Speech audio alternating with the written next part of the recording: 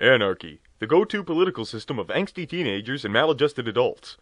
I commented on a post saying, ever noticed how the proponents of anarchy are typically the kind of people who would die first in an anarchy? This is in reference to the fact that almost every anarchist I've ever seen weighed about 90 pounds in a soaking wet studded leather jacket, and harbored a completely unwarranted overconfidence. Then Anarchyball waddles up and says, Assertions. You're the government dependent, telling people who neither need or want government that they would die without it. Yes, it is an assertion, a rather reasonable one at that. You, on the other hand, are making assumptions that I'm a government dependent rather than a participant. I'm willing to go back to the jungle and throw spears at one another if that's what it comes to. I just don't think that's the best way forward as a species that needs to escape this doomed rock of a planet. But like most of these neo-anarchist types, I'm assuming that this guy either thinks everything would remain hunky-dory without any central authority, or he thinks that he's Jason Bourne and that nobody could ever possibly get the best of him, each scenario less likely than the last. My alleged dependency on the government has no bearing on the validity of the claim, nor does your feeling of want or need negate the claim. So I reply, well, if you think it works, head on over to Somalia and see how well you fare.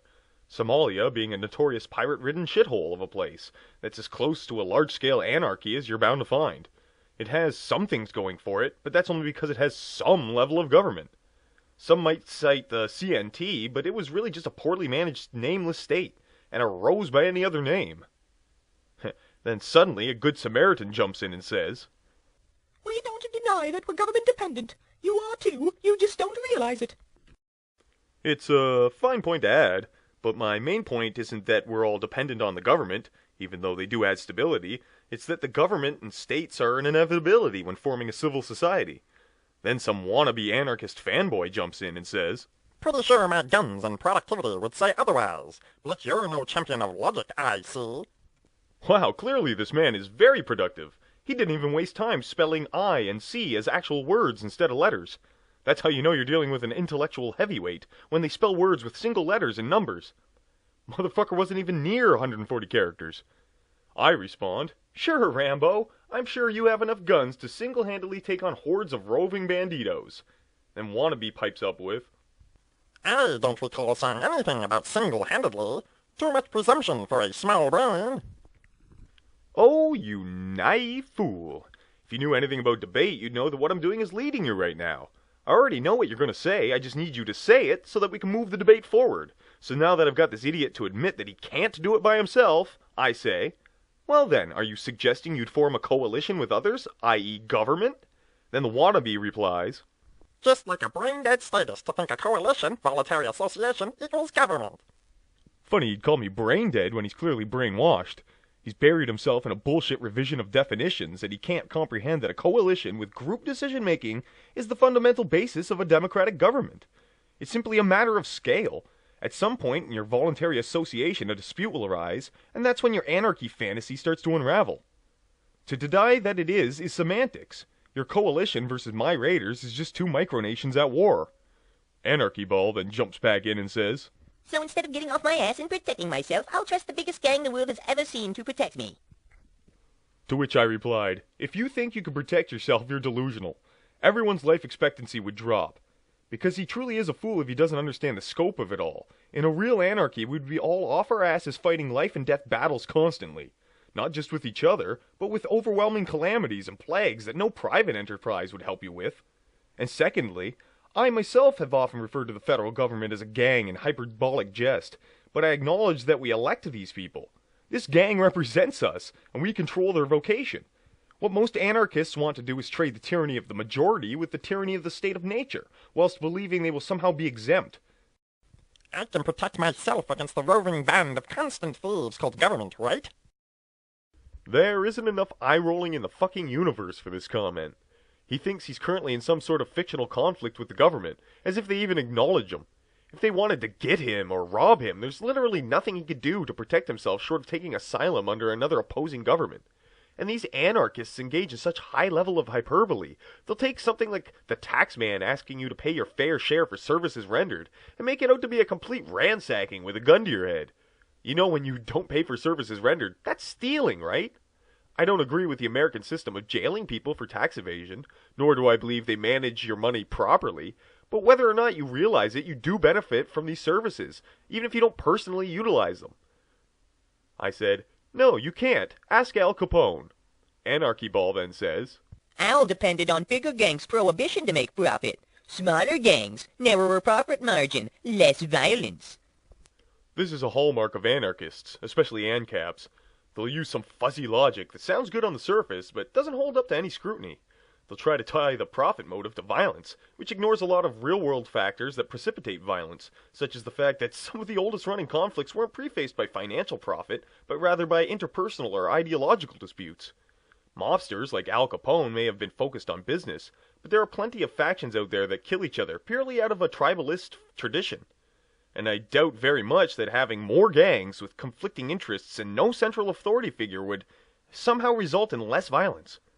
I go on to clarify. The point was that Al Capone couldn't defend himself against said gang, the government, so neither would Murray here. Then Wannabe jumps in and says, Only if they continue to expect to get someone else's money through force. Not that I'm an advocate of the use of force, but some form of coercion is necessary in dealing with people who owe a debt and refuse to negotiate. Unless you're willing to give up property rights and debts, which by the sound of your use of my guns is unlikely. If you financed a toll road and people just flipped you off as they drove by the booth, would you just let people use your road at a loss to you? Or would you use some sort of coercion to get the tolls? I understand that taxation is supposed to come with representation, which means that you're not being robbed, you're paying for shit. Yeah, it kinda sucks that you don't get to pick and choose which services you pay into, like a shitty cable package, but you still benefit from it all vicariously, so you'd have to be a real short-sighted, greedy cunt not to pitch in at all. Now, I can agree that the political parties have hijacked the system so that you're not being adequately compensated for your tax dollar, but that's our fault as the electorate. We keep voting in these same kleptocratic douchebags from the same crooked parties. The state doesn't need to be abolished, just administered correctly, starting with breaking voter apathy and holding politicians accountable. Now, calling the government the biggest gang only proves my point. Anarchy ceases to exist as soon as someone decides to use force on you, which they will eventually.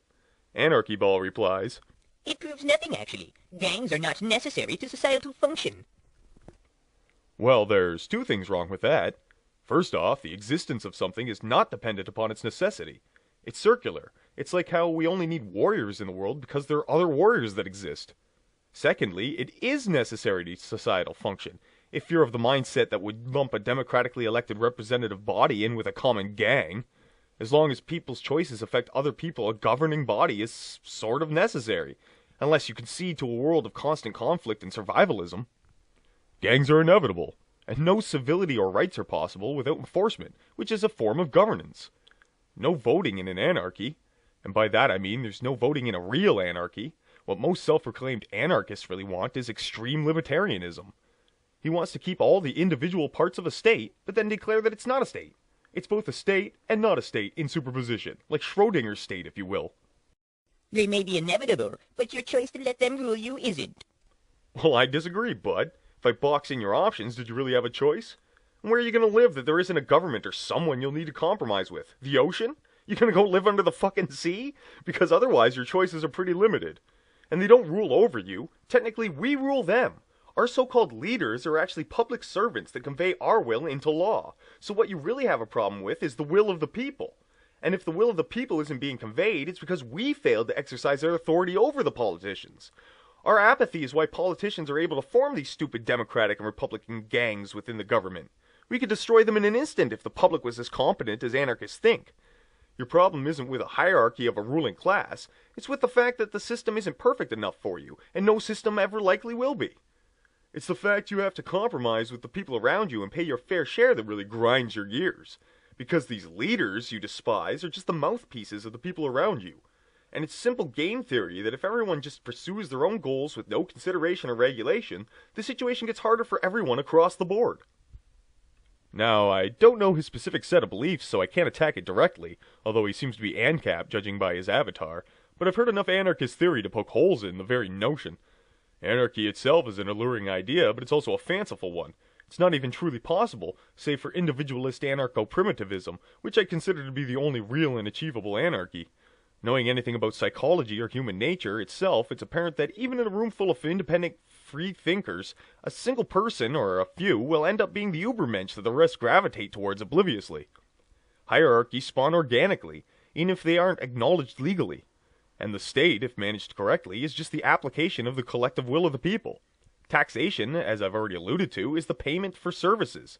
And the problem with it now is simply that we, the people, don't have better oversight on where it goes. So you can claim we're being overcharged, but not robbed. At some point, decisions will need to be made that affect more than just the decision maker, at which point conflicts will occur and anarchy falls apart. It's naive to think that people would just adhere to a non-aggression pact, and I've seen nothing but evidence against the idea that the incentive for violence would diminish under an unregulated system.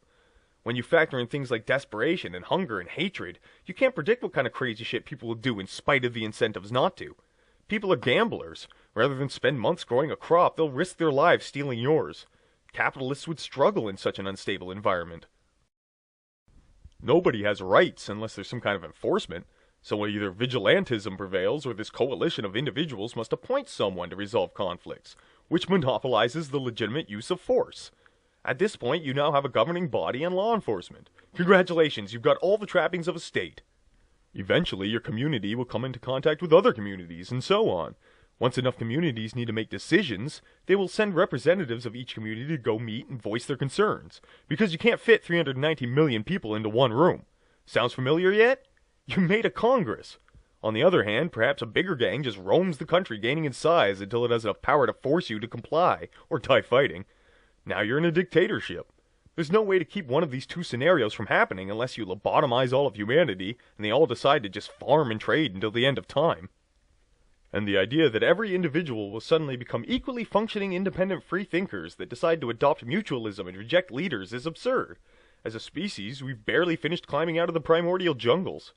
Anarchy might work on a small scale and over brief periods of time, but as an ideology, it's in juxtaposition to the reality of human nature. No matter how many times you smash the state, a new one will emerge.